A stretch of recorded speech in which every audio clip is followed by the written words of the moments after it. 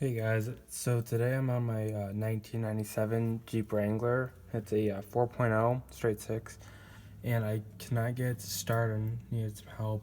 It cranks over, and that's about it. We did an exhaust manifold, gasket, and manifold. We connected everything, checked it, everything was connected. Now it won't start. It's got gas. I think it's got spark, but it's just not firing. I think it's a crank position sensor, but not 100% sure. So if anyone could help, please put it down in the comments. So I'll try starting it to show you what it sounds like.